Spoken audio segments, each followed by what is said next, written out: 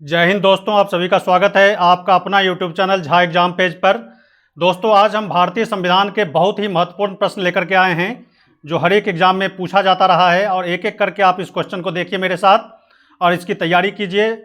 और आगामी एग्जाम के लिए बहुत ही इंपॉर्टेंट है एक एक करके क्वेश्चन को समझना और इस क्वेश्चन को एकदम ध्यान से याद करके रखना। आप हर एक एग्जाम में ये क्वेश्चन बार बार दोहराता रहा है।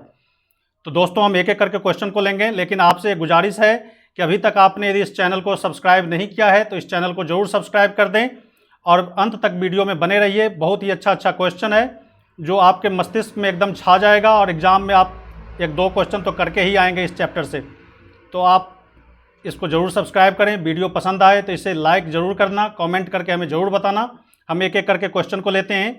पहला क्वेश्चन कहता है, भारत में कार्यपालिका का अध्यक्ष कौन होता है? भारत में कार्यपालिका का अध्यक्ष कौन होता है?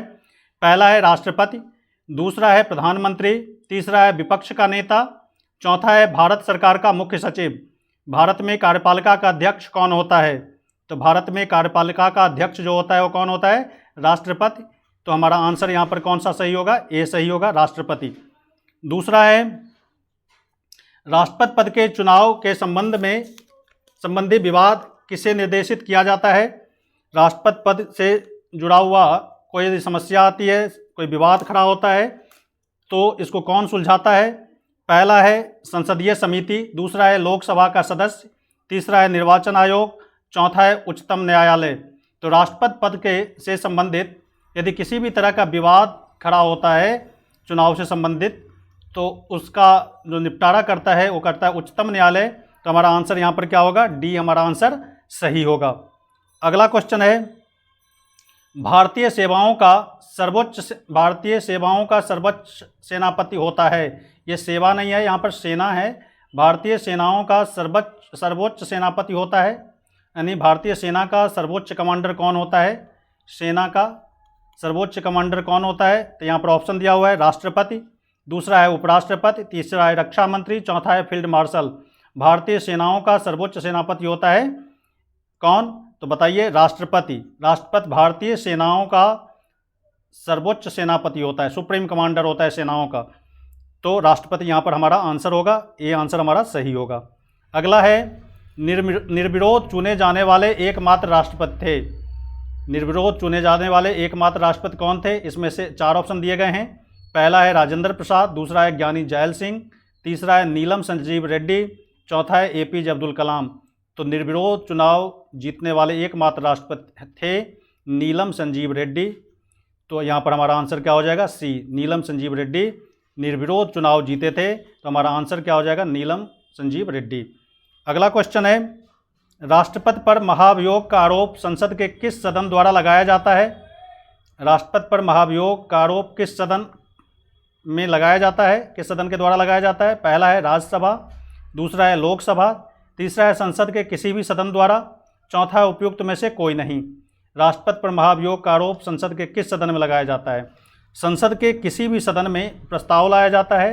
एक सदन में प्रस्ताव लाया जाता है, दूसरा उसको क्या करता है? जांच करता है और उसकी पुष्टि करता है। तो यहाँ पर आंसर जो होगा, संसद के किसी भी सदन में, चाहे वो राज्यसभा हो या लोकसभा, किसी सदन में राष्ट्रपति पर महाभियोग लगाया जा सकता है। तो सी आंसर हमारा यहाँ पर सही होगा। अगला क्वेश्चन है, राष्ट्रपति को पद एवं गोपनीयता की शपथ कौन दिलाता है? राष्ट्रपति को शपथ कौन दिलाता है? ये क्वेश्चन है। तो पहला है उपराष्ट्रपति, दूसरा है उच्चतम न्यायालय के मुख्य न्यायाधीश, तीसरा है प्रधानमंत्री, चौथा है लोकसभा अध्यक्ष। तो राष्ट्रपति को पद और गोपनीयता की शपथ कौन दिलाता है? उच्चतम न्यायालय के मुख्य न्यायाधीश। तो बी आंसर हमारा सही होगा, chief justice of supreme court, chief justice of India यानी सुप्रीम कोर्ट के मुख्य न्यायाधीश इसे क्या करते हैं? पद और गोपनीयता की शपथ दिलाते हैं राष्ट्रपति को। तो हमारा आंसर क्या हो जाएगा? यहाँ पर बी आंसर सही होगा। अगला क्वेश्चन है, भारत के उपराष्ट्रपति को पद से कौन हटा सकता है? पहला है मंत्रिमंडल की सलाह से राष्ट्रपति। उपराष्ट्रपति को हटाने की बात की जा रही है। राष्ट्रपति की सम्मति से लोकसभा, लोकसभा की सम्मति से राज्यसभा और राष्ट्रपति की सम्मति से राज्यसभा। तो ये चार ऑप्शन है, बहुत ही इंपॉर्टेंट क्वेश्चन, बच्चे इसमें कंफ्यूज हो जाते हैं। यहाँ पर उपराष्ट्रपति है, उपराष्ट्रपति पर महाभियोग नहीं लगाया जाता, लेकिन इसे लोकसभा की सम्मति से राज्यसभा इसे हटा सकती है। तो हमारा आंसर यहाँ पर क्या हो जाएगा, सी आंसर हमारा सही हो जाएगा। तो सी आंसर यहाँ पर सही है। लोकसभा के सम्मत से राज्यसभा उपराष्ट्रपति को हटा सकता है। उपराष्ट्रपति जो होता है राज्यसभा का पदेन अध्यक्ष भी होता है। राज्यसभा का अध्यक्ष यदि पूछे आपसे, राज्यसभा का अध्यक्ष कौन होता है, राज्यसभा का अध्यक्ष, सभा का अध्यक्ष भी होता है कौन, उपराष्ट्रपति। उपराष्ट्रपति ही राज्यसभा का पदेन अध्यक्ष होता है। तो सी हमारा आंसर यहाँ पर, इसमें लोकसभा की सम्मति से राज्यसभा द्वारा उपराष्ट्रपति को पद से हटाया जाता है। तो सी हमारा आंसर सही है। अगला क्वेश्चन है, राज्यसभा की बैठकों का सभापतित्व कौन करता है। राज्यसभा की बैठकों का तभी बताया मैंने, राज्यसभा का अध्यक्ष कौन होता है, तो उपराष्ट्रपति। तो यहाँ पर आंसर क्या हो जाएगा, उपराष्ट्रपति ही राज्यसभा का अध्यक्ष होता है, यही सभापति होते हैं। तो हमारा आंसर क्या हो जाएगा यहाँ पर, उपराष्ट्रपति। बी आंसर हमारा सही होगा। अगला क्वेश्चन है, किस एकमात्र उपराष्ट्रपति की मृत्यु पद पर आसीन रहते हुई थी। उपराष्ट्रपति की मृत्यु पूछा जा रहा है। उपराष्ट्रपति की मृत्यु अपने पद पर आसीन रहते हुए हुई थी। पहला ऑप्शन है कृष्णकांत, दूसरा है जीएस पाठक, तीसरा है बीडी जत्ती, चौथा ऑप्शन है मोहम्मद हिदायतुल्लाह। तो एकमात्र उपराष्ट्रपति जिनकी मृत्यु अपने पद पर रहते हुए हुई थी वो थे श्री कृष्णकांत। तो हमारा आंसर क्या है, कृष्णकांत। यदि यहाँ पर राष्ट्रपति पूछ दे ऐसे कौन से राष्ट्रपति थे जिनकी मृत्यु अपने पद पर रहते हुए हुई थी, तो भारत के तीसरे राष्ट्रपति डॉक्टर जाकिर हुसैन, जिनकी मृत्यु क्या हुई थी, पद पर रहते हुई थी, डॉक्टर जाकिर हुसैन। जाकिर हुसैन हुसैन ये भारत के तीसरे राष्ट्रपति थे, राष्ट्रपति जिनकी मृत्यु कहाँ हुई थी, पद पर रहते हुई थी अपने ऑफिस में। तो हमारा आंसर यहाँ पर उपराष्ट्रपति के बारे में पूछा जाए जिनकी मृत्यु अपने पद पर रहते हुए थी, वो थे श्री कृष्णकांत। तो ए आंसर हमारा यहाँ पर सही होगा। अगला, राष्ट्रपति द्वारा राज्यसभा में कितने सदस्यों को मनोनीत किया जाता है। राष्ट्रपति राज्यसभा में कितने सदस्य को मनोनीत करते हैं, तो ऑप्शन है 10, 11, 12, 14। तो याद रख लो आप कि राष्ट्रपति राज्यसभा में 12 सदस्यों को मनोनीत करती है। यदि लोकसभा की बात की जाए, लोकसभा में, तो लोकसभा में सिर्फ 2 सदस्य को मनोनीत करती है, 2 सदस्य को। राष्ट्रपति 2 सदस्य को यहाँ पर एंग्लो इंडियन को मनोनीत करती है। यहाँ पर राष्ट्रपति राज्यसभा में 12 सदस्यों को मनोनीत करती है। तो आंसर हमारा यहाँ पर सी होगा, 12। अगला क्वेश्चन है, मंत्रिपरिषद सामूहिक रूप से किसके प्रति उत्तरदायी होती है। मंत्रिपरिषद सामूहिक रूप से किसके प्रति उत्तरदायी होती है। पहला है प्रधानमंत्री, दूसरा है राष्ट्रपति, तीसरा है लोकसभा, चौथा है राज्यसभा। तो मंत्रिपरिषद सामूहिक रूप से किसके प्रति उत्तरदायी होती है, तो सामूहिक रूप से लोकसभा के प्रति उत्तरदायी होती है। तो हमारा आंसर यहाँ पर सी, यानी जब तक लोकसभा है तब तक मंत्रिपरिषद रहेगा। नए लोकसभा बनने पर यह मंत्रिपरिषद भंग हो जाती है, दूसरे मंत्रिपरिषद का गठन किया जाता है। यदि व्यक्तिगत तौर पे पूछे मंत्री किसके प्रति जिम्मेदार उत्तरदायी होता है, तो प्रधानमंत्री, यदि व्यक्तिगत तौर पे पूछे। और सामूहिक तौर पे पूछे तो हमें क्या कहना है, लोकसभा के प्रति मंत्रिपरिषद उत्तरदायी होती है। यहाँ पर सामूहिक तौर पे पूछा गया है, तो हमारा क्या आंसर होगा, लोकसभा। सी आंसर हमारा सही होगा। अगला क्वेश्चन है, वित्त विधेयक सबसे पहले संसद के किस सदन में पेश किया जाता है। वित्त विधेयक संसद के किस सदन में, तो यहाँ पर ऑप्शन है लोकसभा, राज्यसभा, किसी भी सदन में नहीं, इनमें से किसी में नहीं। तो वित्त विधेयक हमेशा पहले लोकसभा में ही पेश किया जाता है। तो हमारा आंसर क्या हो जाएगा, लोकसभा। वित्त विधेयक लोकसभा में पेश किया जाता है। तो ये आंसर हमारा यहाँ पर सही होगा। अगला क्वेश्चन है, सरकार के विरुद्ध अविश्वास प्रस्ताव संसद के किस सदन में लाया जाता है। सरकार के विरुद्ध अविश्वास प्रस्ताव किस सदन में लाया जाता है। पहला है लोकसभा, दूसरा है राज्यसभा, किसी भी सदन में, चौथा ऑप्शन है इनमें से कोई नहीं। सरकार के विरुद्ध अविश्वास प्रस्ताव किसी भी सदन में लाया जा सकता है, चाहे वो लोकसभा हो या राज्यसभा, किसी भी सदन में सरकार के विरुद्ध अविश्वास प्रस्ताव हम ला सकते हैं। तो हमारा आंसर क्या हो जाएगा, किसी भी सदन में, यानी अर्थात सी आंसर हमारा सही होगा। तो दोस्तों, यदि अभी तक आपने इस चैनल को सब्सक्राइब नहीं किया है तो इस चैनल को जरूर सब्सक्राइब कर दें। और वीडियो कैसा लग रहा है तो हमें कमेंट करके ज़रूर बताएं। पसंद आए तो इसे लाइक ज़रूर करें, अपने दोस्तों को बताएं, अपने सहपाठी को बताएं, और जो भी इस तरह से जुड़े हुए हैं, एग्ज़ाम से जुड़े हुए जो भी लोग हैं उन्हें ज़रूर बताएं।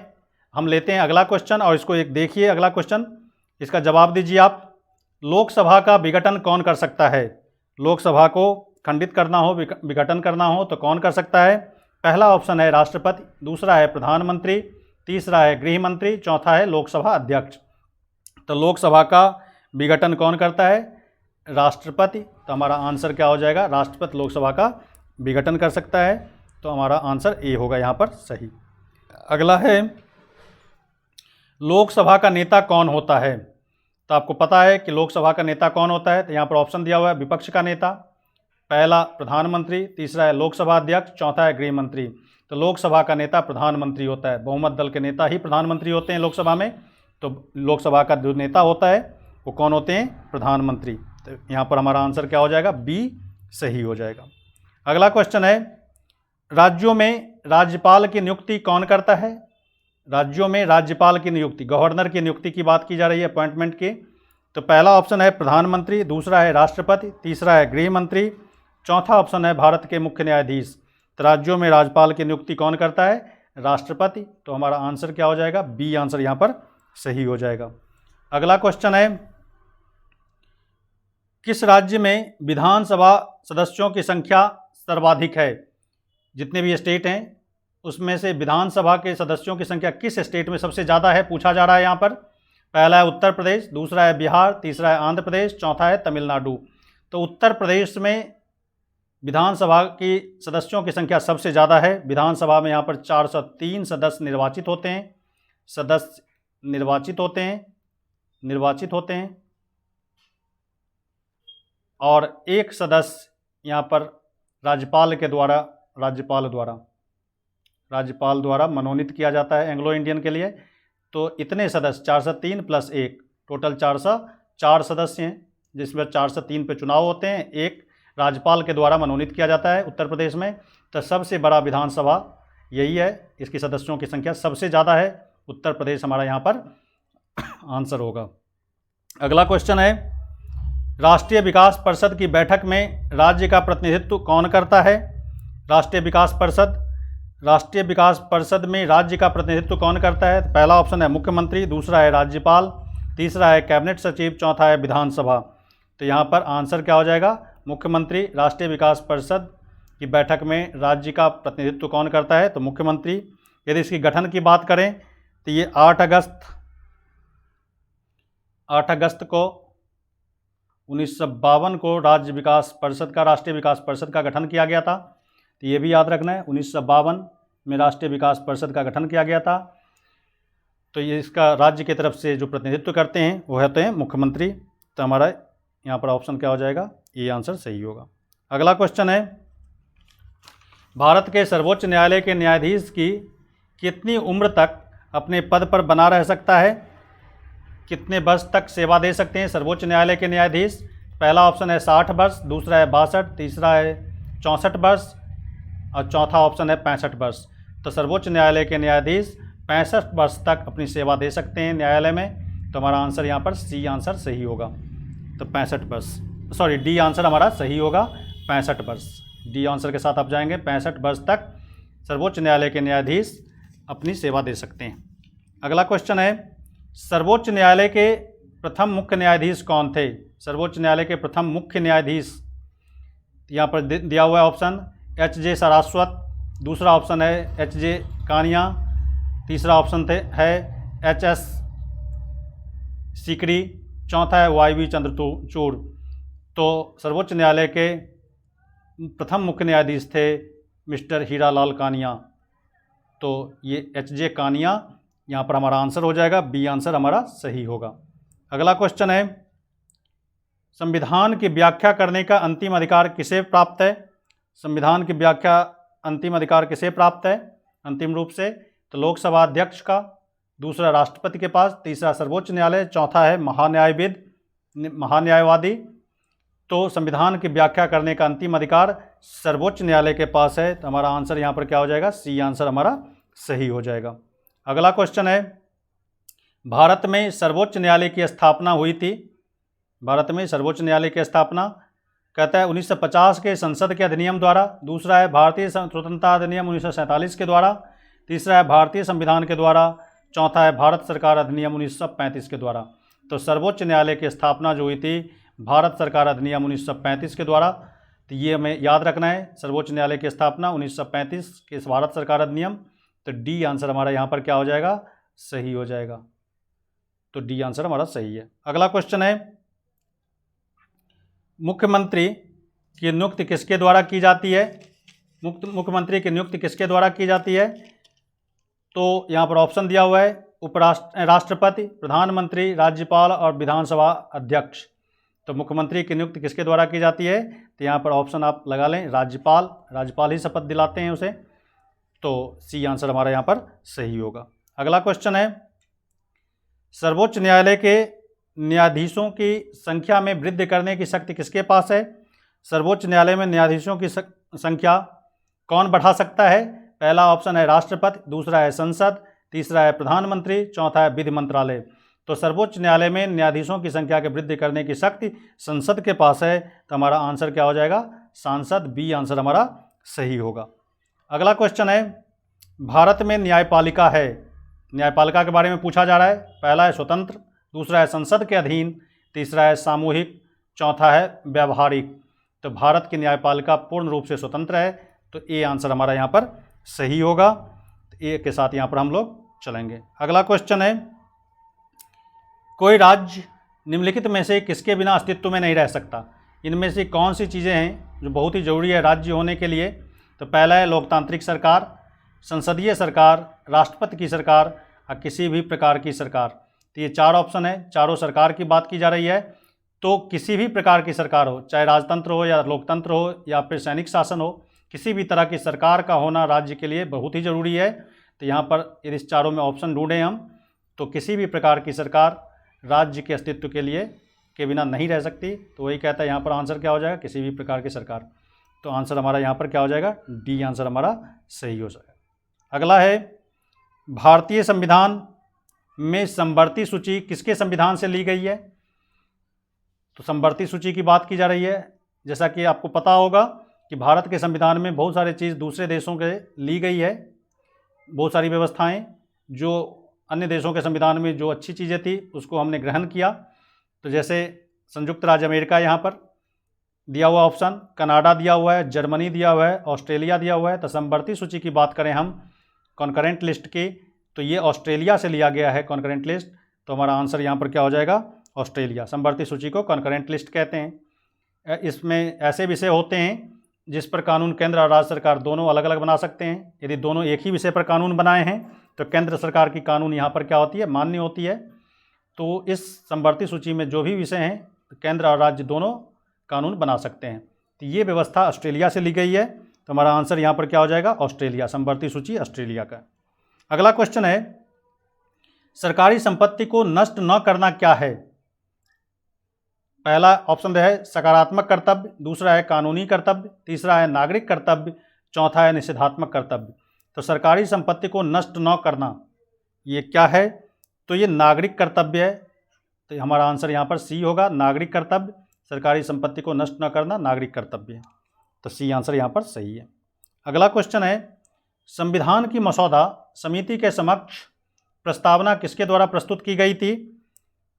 यदि प्रस्तावना संविधान की मसौदा समिति के समक्ष प्रस्तावना किसके द्वारा प्रस्तुत की गई थी? पहला है जवाहरलाल नेहरू, बी आर अम्बेडकर, दूसरी सी ऑप्शन है बी एन राव, चौथा ऑप्शन है महात्मा गांधी। उद्देश्य प्रस्ताव जवाहरलाल नेहरू लाए थे। तो ये आंसर हमारा यहाँ पर सही होगा। मसौदा समिति के सामने प्रस्तावना के किसके द्वारा प्रस्तुत की गई थी? तो जवाहरलाल नेहरू के द्वारा। ये ऑप्शन सही होगा।